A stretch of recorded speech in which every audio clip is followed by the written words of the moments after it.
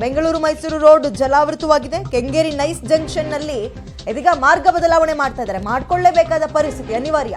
ಕನಕಪುರ ಮಾರ್ಗವಾಗಿ ಮೈಸೂರಿಗೆ ಹೋಗೋಕೆ ಪೊಲೀಸರು ಮನವಿ ಮಾಡ್ಕೊಳ್ತಾ ಇದ್ದಾರೆ. ಇದೀಗ ಎಲ್ಲ ವಾಹನಗಳಿಗೂ ಕೂಡ ಪೊಲೀಸರು ಸೂಚನೆ ಕೊಡ್ತಾ ಇದ್ದಾರೆ. ಮೈಕ್ ಇಟ್ಕೊಂಡು ಅನೌನ್ಸ್ ಮಾಡ್ತಾ ಇದ್ದಾರೆ. ನೋಡಿ ಅಲ್ಲಿ ಪೊಲೀಸರಿಗೆ ಯಾವ ರೀತಿ ಪರಿಸ್ಥಿತಿ ಬಂತು ಅಂತ. ಒಂದ್ ಕಡೆ ರೈನ್ ಕೋಟ್ ಹಾಕೊಂಡು ಇನ್ನೊಂದ್ ಕೈಯಲ್ಲಿ ಮೈಕ್ ಇಟ್ಕೊಂಡು ನೋಡಿ, ಹಂಗೋಗ್ಬೇಡಿ, ಈ ಕಡೆ ಹೋಗಿ, ಹಾಗೋದ್ರೆ ಸಿಗಾಕೊಳ್ತೀರಿ, ತಗ್ಲಾಕೊಳ್ತೀರಿ, ಒಂದ್ 4 ರಿಂದ 5 ಗಂಟೆ ರಸ್ತೆಯಲ್ಲಿ ಸಿಗಾಕೋಬೇಕಾಗುತ್ತೆ ಅಂತ. ಮೈಸೂರು, ಬಿಡದಿ, ಕುಂಬಳಕಾಯಿ ಈ ಕಡೆ, ಮೈಸೂರು, ಮಂಡ್ಯ, ನೈಸ್ ಹೋಗಿ ಕನಕಪುರ ಆ ಮಾರ್ಗವಾಗಿ ಹೋಗಿ ಬಿಡದಿ ಹೋಗಿ ಮುಂದೆ ಬನ್ನಿ. ಸ್ವಲ್ಪ ಬಿಡದಿ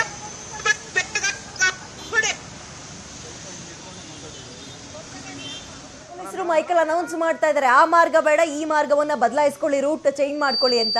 ಜನ ಕೇಳಿಸ್ಕೊಳ್ತಾ ಇದಾರಲ್ಲೂ.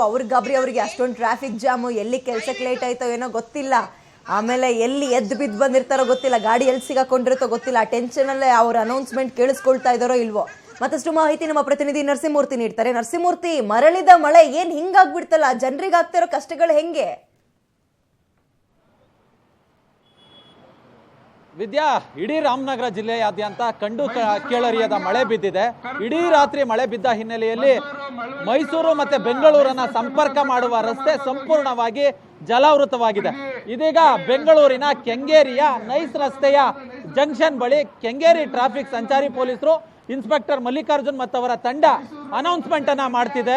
ಅಂದ್ರೆ ಯಾರು ರಾಮನಗರ, ಚನ್ನಪಟ್ಟಣ, ಮದ್ದೂರು, ಮಂಡ್ಯ, ಶ್ರೀರಂಗಪಟ್ಟಣ, ಮೈಸೂರಿಗೆ ಸಂಪರ್ಕವನ್ನ ಕಲ್ಪಿಸಬೇಕೋ, ಯಾರು ಹೋಗ್ಬೇಕೋ ಅಂತವ್ರು ಯಾರು ಕೂಡ ಈ ರಸ್ತೆಯನ್ನ ಬಳಸಬಾರದು.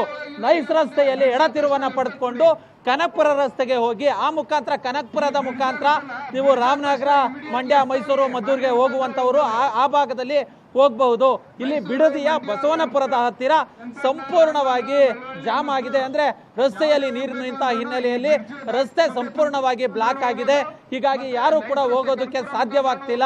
ಹೀಗಾಗಿ ಯಾರು ಕೂಡ ಮೈಸೂರು ರಸ್ತೆಯನ್ನ ಬಳಸಬಾರ್ದು ಅನ್ನೋ ನಿಟ್ಟಿನಲ್ಲಿ ಕೆಂಗೇರಿ ಸಂಚಾರಿ ಪೊಲೀಸರು ಅನೌನ್ಸ್ಮೆಂಟ್ ಅನ್ನ ಮಾಡ್ತಿದ್ದಾರೆ. ಮತ್ತೆ ಯಾರಿಗೆ ಗೊತ್ತಾಗೋದಿಲ್ವೋ ಅಂತವ್ರಿಗೆ ಈಗಾಗಲೇ ಇಲ್ಲಿ ಸಂಚಾರಿ ಪೊಲೀಸರು ವೆಹಿಕಲ್ಗಳಿಗೆ ಒಬ್ಬೊಬ್ಬರಿಗೆ ಮಾಹಿತಿಯನ್ನ ನೀಡೋ ಕೆಲಸವನ್ನ ಸಹ ಮಾಡ್ತಿದ್ದಾರೆ.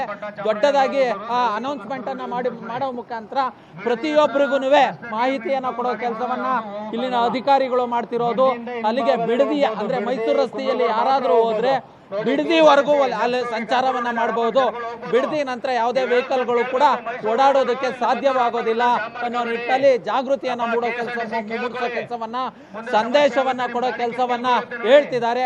ಅವ್ರನ್ನ ಕೇಳಿಸ್ಕೋಬಹುದು ಏನ್ ಮಾತಾಡ್ತಾರೆ ಸಂಚಾರಿ ಪೊಲೀಸರು ಅಂತೇಳಿ. ಮಂಡ್ಯ, ರಾಮನಗರ, ಚನ್ನಪಟ್ಟಣ, ಮದ್ದೂರು ದಯವಿಟ್ಟು ಕನಕಪುರ ರೋಡ್ ವಿಶಾಲವಾಗಿದೆ, ಮತ್ತೆ ರಸ್ತೆ ಖಾಲಿ ಇದೆ. ಈ ರಾಮನಗರ ರೂಟ್ ಹೋಗೋರು ದಯವಿಟ್ಟು ಲೆಫ್ಟ್ ಅಲ್ಲಿ ಹೋಗಿ, ನೈಸ್ ರೋಡ್ ಹೋಗಿ ಒಂದು 5 ಕಿಲೋಮೀಟರ್ ಹೋದ್ರೆ ಕನಕಪುರ ರೋಡ್ ಬರುತ್ತೆ, ವಿಶಾಲವಾಗಿದೆ. ದಯವಿಟ್ಟು ಕನಕಪುರ ರೋಡ್ ಯೂಸ್ ಮಾಡ್ಕೊಳ್ಳಿ. ಕುಂಬ್ಳಗೋಡು ಹೋಗೋರು ಮಾತ್ರ, ಕುಂಬ್ಳಗೋಡು ಬಿಡದಿ ಮಾತ್ರ ಈ ರೋಡ್ ಯೂಸ್ ಮಾಡ್ಕೊಳ್ಳಿ. ರಸ್ತೆ ಕನಕಪುರ ರೋಡಲ್ಲಿ ಹೋಗ್ಬೋದು, ಹೋಗಿ ದಯವಿಟ್ಟು ಸಹಕರಿಸಿ. ದೊಡ್ಡ ಭಾರಿ ಗಾತ್ರದ ವಾಹನಗಳು ಕನಕಪುರ ರೋಡ್ ಯೂಸ್ ಮಾಡ್ಕೊಳ್ಳಿ, ಈ ರಸ್ತೆಯಲ್ಲಿ ಹೋಗಬೇಡಿ ದಯವಿಟ್ಟು. ಇದು ಸಂಚಾರಿ ಪೊಲೀಸರು ಸಂದೇಶವನ್ನ, ಅರಿವನ್ನ ಮೂಡಿಸೋ ಕೆಲಸವನ್ನ ಮಾಡ್ತಿದ್ದಾರೆ.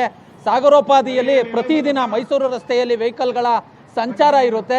ಅಂದ್ರೆ ಯಾರಾದ್ರೂ ಈ ಭಾಗದಲ್ಲ ರಸ್ತೆಯಲ್ಲಿ ಹೋದ್ರೆ ಸಂಪೂರ್ಣವಾಗಿ ಅಲ್ಲಿ ವೆಹಿಕಲ್ ಈಗಾಗಲೇ ಜಾಮ್ ಆಗಿದೆ, ರಸ್ತೆ ನೀರಿನಿಂದ ಆವೃತವಾಗಿದೆ. ಈಗಾಗಲೇ ಕೆಲವು ವೆಹಿಕಲ್ಗಳು ನೀರಿನಲ್ಲಿ ಸಿಕ್ಕಾಕೊಂಡಿದ್ದಾವೆ. ರಸ್ತೆ ಸಂಪೂರ್ಣವಾಗಿ ಬ್ಲಾಕ್ ಆಗಿರೋದ್ರಿಂದ ಮೈಸೂರು ರಸ್ತೆಯನ್ನ ಬಳಸಬಾರ್ದು. ಕೇವಲ ಕುಂಬಳಗೋಡಿಗಷ್ಟೇ ಈ ರಸ್ತೆ ಸೀಮಿತ. ಕುಂಬಳಗೋಡಿನಿಂದ ಮುಂದೆ ಹೋಗುವಂತವರು ಯಾರು ಕೂಡ ಈ ರಸ್ತೆಯಲ್ಲಿ ಹೋಗಬಾರ್ದು. ನೈಸ್ ರಸ್ತೆಯಲ್ಲಿ ಸಾಗಿ ಕನಕಪುರ ರಸ್ತೆಯಲ್ಲಿ ಬಲತಿರುವನ್ನ ಪಡೆದುಕೊಂಡು ಆ ಮೂಲಕ ಕನಕಪುರಕ್ಕೆ ಹೋಗಿ ಆ ಮೂಲಕ ರಾಮನಗರಕ್ಕೆ ಹೋಗ್ಬೇಕು, ಮದ್ದೂರ್ಗೆ ಹೋಗ್ಬೇಕು, ಚನ್ನಪಟ್ಟಣಕ್ಕೆ ಹೋಗ್ಬೇಕು, ಮೈಸೂರಿಗೆ ಹೋಗುವಂತವರು ಈ ರಸ್ತೆಯನ್ನ ಬಳಸಿ ಅನ್ನೋ ನಿಟ್ಟಿನಲ್ಲಿ ಸಂದೇಶವನ್ನ ಕೊಡೋ ಕೆಲಸವನ್ನ ಬೆಂಗಳೂರಿನ ಕೆಂಗೇರಿ ಸಂಚಾರಿ ಪೊಲೀಸರು ಇನ್ಸ್ಪೆಕ್ಟರ್ ಮಲ್ಲಿಕಾರ್ಜುನ್ ಅವರ ಮತ್ತವರ ತಂಡ ಮಾಡ್ತಿರೋದು. ವಿದ್ಯಾ, ಓಕೆ, ಧನ್ಯವಾದ ನರಸಿಂಹಮೂರ್ತಿ ತವೆಲ್ಲ ಮಾಹಿತಿಗೆ.